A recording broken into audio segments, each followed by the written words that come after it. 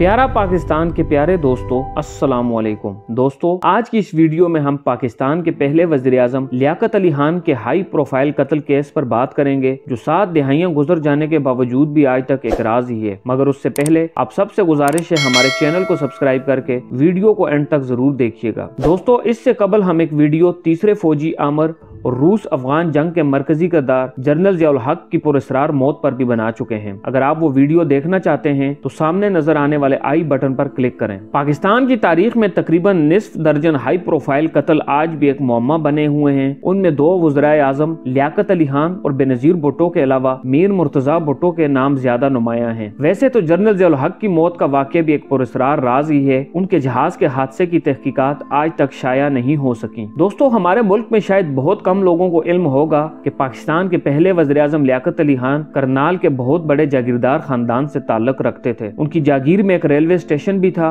और उनके खेत और बागात मीलों तक फैले हुए थे। वो सन 1918 में ऑक्सफोर्ड यूनिवर्सिटी में पढ़ने गए, वकालत शुरू की तो चंद ही बरसों में हिंदुस्तान के बड़े वकला में शुमार होने लगे। सन 1923 में सियासत में आए और सन 1926 में अंग्रेज दौर में यूपी असम्बली के रुकन मुंतखब हो गए। मुस्लिम लीग ज्वाइन की तो कायद-ए-आज़म के बाद हिंदुस्तान में मुसलमानों के सबसे बड़े लीडर बन गए। सन 1947 में पाकिस्तान आए तो अपनी सारी जमीन जायदाद, रुपया पैसा, हत्ता के कपड़े तक भारत छोड़ आए और कराची में जायदाद का किसी किस्म का क्लेम न किया। उस सरजमीन पर 1 इंच जमीन न ली। वो पाकिस्तान के पहले वज़ीर-ए-आज़म थे। वो अगर चाहते तो आधा कराची, लाहौर और रावलपिंडी उनका होता। वो अगर दिल्ली और मुंबई के घरों का क्लेम ही ले लेते तो उनका खानदान आज अरबपति होता। लेकिन उस दरवेश सिफ्त इंसान ने मुल्क को अपना सब कुछ दे दिया, लेकिन बदले में लिया कुछ नहीं। उनकी बेगम अपने जमाने की इंतहाई खूबसूरत, मुहज्जब और पढ़ी लिखी खातून थी। वो ब्रिटिश आर्मी के अंग्रेज मेजर जनरल डेनियल पेंट की बेटी थी। वालिदा हिंदू थी। लखनऊ यूनिवर्सिटी से ग्रेजुएशन की और कलकत्ता में पढ़ाना शुरू कर दिया। सन 1931 में MA किया और दिल्ली में प्रोफेसर बन गई। उनका नाम शीला आयरन पेंट था। सन 1932 में इस्लाम कबूल किया। खान लियाकत अली खान से शादी की और शीला से बेगम रायना लियाकत अली खान बन गई। ये लोग जब पाकिस्तान आए तो ये खाली हाथ थे। कराची में खान लियाकत अली खान के नाम पर हजारों एकड़ पर लियाकताबाद का सेक्टर बना, लेकिन उसमें भी खान लियाकत अली खान ने 1 इंच जमीन न ली। ये 16 अक्टूबर सन 1951 को रावलपिंडी कंपनी बाग में अफगान शहरी सैयद अकबर की गोली का निशाना बने। बाद में ये बाग उनके नाम से मौसूम हुआ, जहां एक और वज़ीर-ए-आज़म बेनज़ीर भुट्टो को भी कत्ल किया गया। लियाकत अली खान को करीब ही वाक़या CMH पहुंचाया गया, लेकिन वो 50 मिनट बाद ही कायदे मिल्लत से शहीद मिल्लत हो गए। जब उनकी अचकन उतारी गई तो पता चला मुल्क के पहले वज़ीर-ए-आज़म ने शेरवानी के नीचे कुर्ता नहीं पहना हुआ था, बुनियान थी और वो भी फटी हुई। घर में कपड़ों के सिर्फ 3 जोड़े और 2 जूते थे और अकाउंट में सिर्फ चंद 100 रुपए थे। लियाकत अली खान के कातिल सैयद अकबर को ड्यूटी पर मौजूद एक police sub inspector Mohammad Shah ने मौके पर ही गोलियां मार कर कत्ल करके अहम शवाहिद मिटा दिए। पहले तो इंस्पेक्टर शाह मोहम्मद ने अकबर खान पर करीब से 5 गोलियां चलाई, फिर मुश्तैल हजूम उन पर टूट पड़ा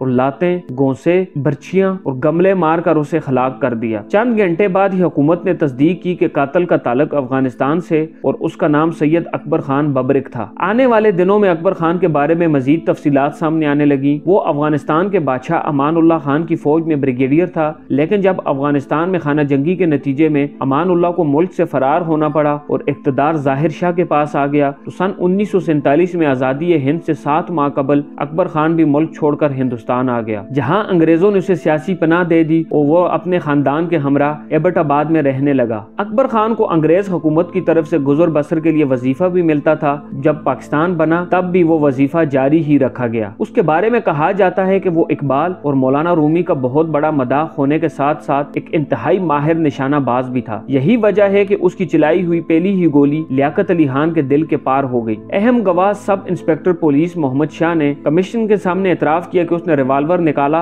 और लियाकत के कातिल सैयद अकबर पर 5 गोलियां चलाकर उसकी हलाकत को यकीनी बनाया। यानी ये भी इंतजामात किए गए कि वारदात के बाद कातिल को भी कत्ल कर दिया जाए ताकि साजिश बेनकाब ही न हो। उस कत्ल से मुतालिक सबसे पहली क्या सराई ये की गई कि लियाकत अली खान को उस वक्त के अमरीकी सदर हैरी ट्रूमैन ने कत्ल करवाया, क्योंकि अमरीका ने पाकिस्तान से मुतालबा किया था कि वो ईरान की सोशलिस्ट हुकूमत को राजी करे कि वो अपने तेल के जराये का कंट्रोल अमरीका को मुंतकिल कर दे। लेकिन लियाकत अली खान ने साफ इनकार कर दिया, बल्कि उल्टा अमरीका کو پاکستان میں موجود اپنے فوجی اڈے خالی کرنے کا حکم بھی دے دیا۔ دوسری اور بہت اہم وجہ یہ بھی بیان کی جاتی ہے کہ لیاقت علی خان افغانستان کی جانب سے پشتونستان کے معاملے کو ہوا دینے پر بہت فکر مند تھے، چنانچہ انہوں نے فیصلہ کیا کہ افغانستان میں ظاہر شاہ کی حکومت کو الجھانے کا بہترین طریقہ یہ ہے کہ وہاں کے پشتونوں اور دری بولنے والوں کے درمیان کشیدگی پیدا کی جائے۔ اس مقصد کے لیے انہوں نے سید اکبر خان کا انتخاب کیا، جو پہلے ہی حکومت پاکستان کا سرکاری وظیفہ خوار تھا۔ لیکن جب اکبر خان مطلوبہ نتائج حاصل کرنے میں ناکام رہا تو لیاقت علی خان نے کوئی وجہ بتائے بغیر اس کا وظیفہ گھٹا کر نصف کر دیا۔ اکبر خان نے وزیر اعظم سے ملنے کی بارہا کوشش کی لیکن ہر بار ناکامی ہوئی۔ اکبر خان پوچھنا چاہتا تھا کہ مجھ سے کیا خطا ہوئی، میں تو اپنی قوم بیچ کر آپ کے پاس آیا ہوں۔ بالآخر اس نے ٹھان لیا کہ وہ اپنی بے عزتی کا بدلہ لیاقت علی خان کی جان لے کر کرے گا۔ ایبٹ آباد میں اس کے کئی ہمسایوں نے گواہی دی کہ وہ ہر وقت لیاقت علی خان کو گالیاں دیتا رہتا تھا اور کہتا کہ اس کی بیوی بے پردہ رہتی ہے۔ لیاقت علی خان مری گئے تو سید اکبر نے ان کا پیچھا کیا لیکن غالباً وہاں اسے موقع نہ مل سکا۔ آخر یہ موقع پنڈی میں ہاتھ آیا جسے سید اکبر نے استعمال کر لیا اور یوں پاکستان کی تاریخ میں سب سے طویل مدت تک عہدے پر فائز رہنے والے وزیر اعظم کی زندگی کا چراغ گل کر دیا گیا۔ بعض ماہرین واقعے کو سیاسی اور بیوروکریسی کی اقتدار کے لیے لڑائی قرار دیتے ہیں۔ اہم سرکاری عہدیداران مشتاق احمد گورمانی اور سابق گورنر ملک غلام محمد واقعے والے روز منظر سے بالکل غائب تھے۔ یہ دونوں حضرات نہ ہوائی اڈے پر آئے اور نہ ہی جلسہ گاہ میں۔ جنرل ایوب خان نے بھی اپنی کتاب میں اندرونی سیاسی چپکلش کی طرف اشارہ کرتے ہوئے بتایا، جب وہ واپس وطن لوٹے اور نئے کابینہ کے وزراء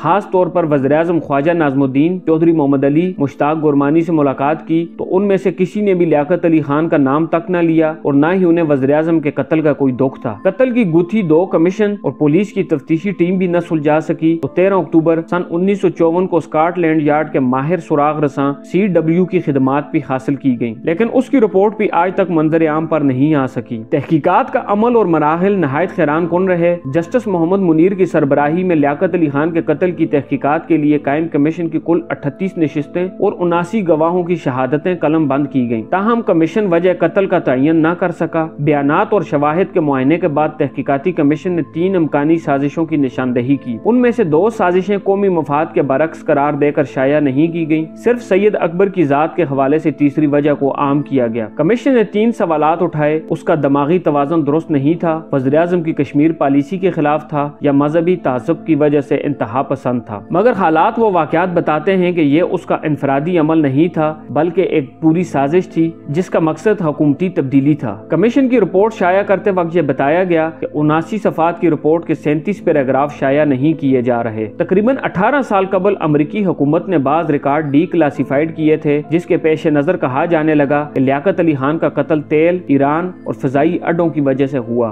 یہ نہ کوئی مقامی واقعہ تھا اور نہ ہی اس کا پختونستان تحریک سے تعلق تھا۔ اس کے پیچھے گہری سازش تھی اور ایسے ہاتھ جن تک پہنچنا انتہائی مشکل ہوتا ہے۔ قتل کا منصوبہ نہ کراچی میں اور نہ ہی کابل میں تیار کیا گیا تھا۔ ڈی کلاسیفائیڈ کاغذات میں بتایا گیا کہ امریکی سفیر نے قتل کے واقعے کے 3 یا 3.5 منٹ بعد ہی بیگم رائنا لیاقت علی خان کو فون کر کے تعزیت کی۔ یہ تعزیت انہوں نے گورنر جنرل ناظم الدین سے بھی پہلے کی، جبکہ گورنر جنرل پہلا شخص ہونا چاہیے جس کو واقعے کی اطلاع ہوتی۔ یہاں یہ سوال بہت اہم ہے کہ کس طرح سے امریکی سفیر کو سب سے پہلے پتہ چلا۔ پاکستان پولیس کے انسپکٹر جنرل نوابزادہ اعتزاز الدین قتل کیس کی تحقیقات کی اہم دستاویزات کے ساتھ وزیر اعظم ناظم الدین سے ملنے جا رہے تھے۔ ان کے طیارے کو کھیوڑا کے مقام پر ایک پراسرار حادثہ پیش آیا۔ اس حادثے میں وہ ہلاک ہو گئے اور ساتھ ہی ساتھ تحقیقات کی اہم دستاویزات بھی جل کر راکھ ہو گئیں۔ لیاقت علی خان کے قتل کے بعد کشمیر امور کے وزیر مشتاق گورمانی تنقید کی زد میں رہے۔ بعد میں جو کابینہ بنی اس میں وہ وزیر داخلہ تھے۔ انہوں نے اسکاٹ لینڈ یارڈ کی مدد طلب کی لیکن یہ کوشش دراصل معاملے پر مٹی ڈالنے کی طرح تھی۔ ایک اور حیران کن واقعہ اس وقت سامنے آیا جب گورمانی کے خلاف توہین عدالت کے کیس میں لاہور ہائی کورٹ نے لیاقت علی خان قتل کیس کی تحقیقات کی فائل طلب کی۔ عدالت نے مختلف اعلیٰ سرکاری افسران کو طلب کیا لیکن یہ فائل نہ مل سکی۔ 1 ماہ بعد عدالت کو بتایا گیا کہ وہ فائل گم ہو گئی ہے اور اب کوئی فائل بھی نہیں رہی اور لوگ بھی مر کھپ گئے ہیں۔ دیگر ہائی پروفائل قتل کے واقعات کی طرح لیاقت علی خان کا قتل بھی ایک معمہ رہے گا اور اس کے بارے میں سازشیں تلاش کی جاتی رہیں گی۔ بہرحال قوم آج تک یہ سچ نہیں جان سکی کہ پاکستان کے پہلے وزیر اعظم کو کیوں قتل کیا گیا تھا۔ اس واقعے کو لگ بھگ 72 برس گزر چکے ہیں اور اس دوران 3 نسلیں بھی جوان ہو چکی ہیں لیکن یہ معمہ